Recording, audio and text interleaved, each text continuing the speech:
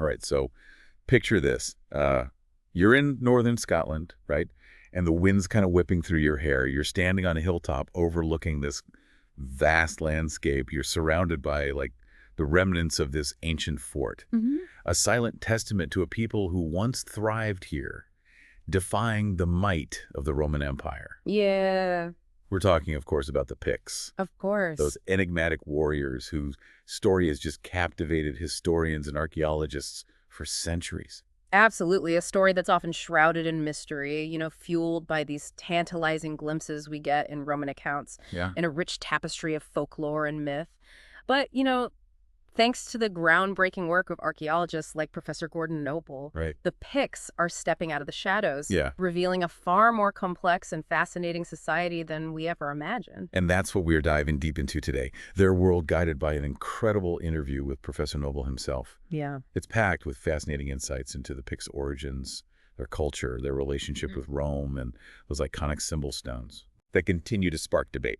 And what's so compelling about this deep dive is that it challenges so many of our preconceived notions about the Picts. Right. We often think of them as these fierce, almost mythical barbarians Right. lurking in the fringes of civilization. Yeah. But Professor Noble's work paints a much more nuanced picture. Exactly. He's showing us that the Picts were far more than just Rome's northern nemesis. They were a sophisticated society, deeply connected to their landscape, skilled artisans and savvy traders who navigated the complexities of the late Roman world with remarkable resilience. Absolutely. But before we get ahead of ourselves, let's take a step back and address the elephant in the room. The fact that historical sources on the Picts are notoriously scarce. Right. We have those intriguing Pictish king lists, which offer these, tantalizing glimpses into their lineage, Yeah. but also include some rather outlandish origin myths, like the tale of them sailing all the way from Scythia. Oh, yes. The Scythian theory, it certainly adds to their mystique.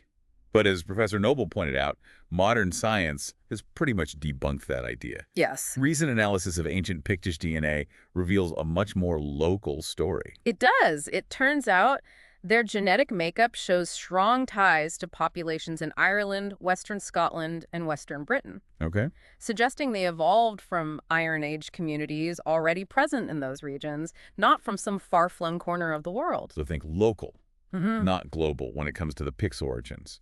They were deeply rooted in the British Isles.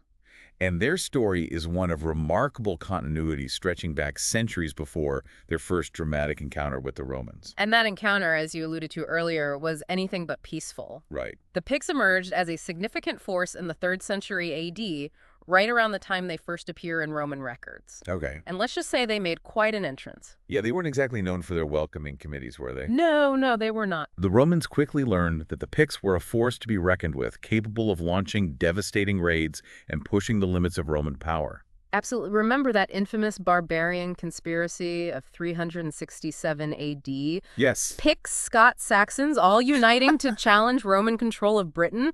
It was a pivotal moment that really highlighted the strategic threat the Picts posed, Wow. forcing the Romans to constantly reinforce their northern defenses. It's amazing to think that these so-called barbarians were able to put such pressure on the mighty Roman Empire, and it really speaks to their military prowess and strategic cunning. Oh, absolutely. They were incredibly well organized, Yeah. and they knew how to exploit the weaknesses in Roman defenses. Yeah. It's fascinating to think about the Picts' reputation, not just within Roman Britain, but across the empire. Remember that story Professor Noble told about the Roman dice tower found in Germany? Oh, yes. The one with that inscription, "Picts are defeated, play safely." Right. It's a remarkable little detail. That really speaks volumes, doesn't it? Imagine Roman soldiers stationed far from Britain, perhaps, swapping stories about these fierce Picts while they're rolling dice. Yeah. Clearly, their reputation as formidable adversaries had spread far and wide. It makes you wonder if facing the Picts in battle was seen as like some sort of badge of honor, Oh, absolutely. or even a terrifying prospect among Roman soldiers. Right. But let's shift gears for a moment and delve into the Pictish landscape itself. Okay. Where did these warriors live? What did their settlements look like? Well, that's where things get a bit tricky, unlike the Romans who left behind those impressive stone structures, Right. The Picts preferred to build with materials like timber and turf and wattle and daub. Right. These materials, while practical, don't stand the test of time quite as well. So they were masters of sustainable building, Yeah. but it makes it harder for archaeologists to uncover their settlements. It's almost like they were deliberately trying to keep their homes hidden from history. Yeah, I mean, in a way, it does make it more challenging, but hidden doesn't mean gone. Archaeologists like Professor Noble are starting to find those elusive Pictish settlements, Yeah. often in places that have escaped the plow and the bulldozer. Right. And what they're finding is challenging our assumptions about the scale and complexity of Pictish society. That brings us to Tapanoth, Mm. the star of Professor Noble's interview. This massive hill fort near the village of Rhynie. It's like a window into Pictish life. Just imagine 17 hectares perched high on a hill with potentially over 800 house platforms. Yeah, that's just mind-boggling. I know. It's a scale of settlement that nobody anticipated for this period, and what's even more mind-blowing is that Tapanoth was occupied from the 2nd to the 7th centuries AD. Wow. It suggests a remarkable level of continuity and stability within Pictish society, spanning that crucial transition from late antiquity to the early medieval period. It really throws a wrench in that old idea of the Picts experiencing a major decline after the Romans left Britain. Now, the exact function of Tapanoth is still a matter of debate. Was it a permanently occupied settlement, a defensive stronghold, a seasonal gathering place, or perhaps a combination of all three? I think it was probably all of the above. Professor Noble suggested it might have even served as a central place Okay. where people came to pay tribute to their leaders or participate in important rituals. It's fascinating to imagine the hustle and bustle of Pictish life on that hilltop centuries ago, farmers tending their crops, craftspeople working in their workshops, families gathered around hearths. Perhaps they were even enjoying imported wine. Wait, wine in Scotland? That doesn't sound very Pictish, does it? Well, remember those late Roman amphorae that Professor Noble's team discovered at Tapanoth? Yeah. Those were likely used to transport wine all the way from the Mediterranean. So not only were they skilled warriors and builders, but they also had a taste for the finer things in life. It really changes our image of them, doesn't it? It suggests they weren't just scraping by in some remote corner of the world. They were connected to this vast trade network, and they weren't afraid to indulge in a bit of luxury. Exactly. It really highlights their adaptability and resourcefulness. And speaking of remarkable Pictish artifacts, we can't forget those iconic symbol stones. Right. Those intricately carved stones, often found in both pagan and later Christian contexts, they've captivated the imagination for centuries. They are incredible. Aren't they covered in these mysterious symbols, crescent moons, double discs, strange beasts? It's like trying to decipher an ancient code. For years, people thought they were territorial markers or held some deep pagan significance. But as Professor Noble explained, recent scholarship is leaning towards a much more practical interpretation. So instead of these mystical symbols, they might actually be a form of Pictish writing, like a way of recording names, families, or even social status, like their own version of heraldry etched in stone. Precisely. And that's a game changer in how we understand Pictish society. It suggests a level of literacy and social complexity that we didn't fully appreciate before. And what's even more exciting is that a key discovery at Dunacar, a coastal fort near Aberdeen, is pushing the origins of this symbol tradition back even further than we thought.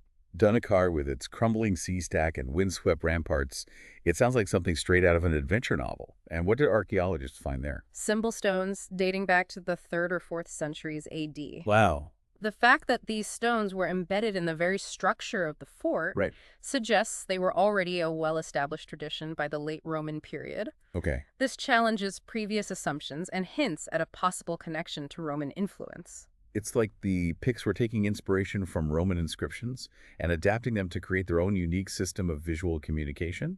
It's a beautiful example of cultural exchange and independent innovation. Absolutely. And let's not forget about the Rhynie man, that enigmatic figure carved on a symbol stone found near, you guessed it, Rhynie. He's got this fierce expression, an axe in hand, pointy teeth, and a tunic.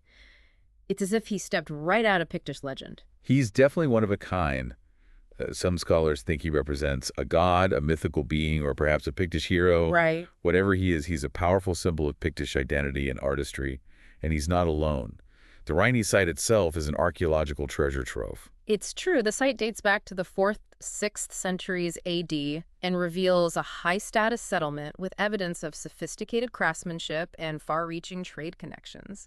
We're talking late Roman amphora glass from France and Anglo-Saxon England and all sorts of tools and materials that point to a thriving community of artisans. So those late Roman amphorae, they were found at Rhynie, too. Yes, they were. It seems the Picts really did have a taste for that Mediterranean wine. They certainly did. It speaks to their integration into a wider economic world and their ability to acquire luxury goods from distant lands.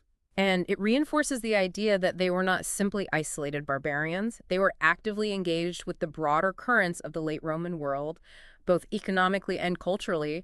They were adapting, innovating, and creating a unique identity for themselves within a complex and ever-changing landscape. It's remarkable how much our understanding of the Picts has evolved in recent years. They've gone from these shadowy figures lurking in the fringes of history to a vibrant and sophisticated people who played a significant role in shaping the course of early Britain.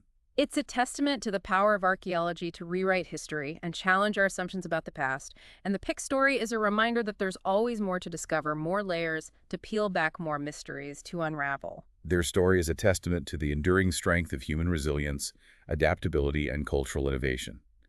They remind us that even in the face of powerful empires and sweeping historical forces, local identities can not only survive but thrive, often in unexpected and inspiring ways. So the next time you see an image of a Pictish symbol stone, take a moment to appreciate the complexity and depth of the culture that created it.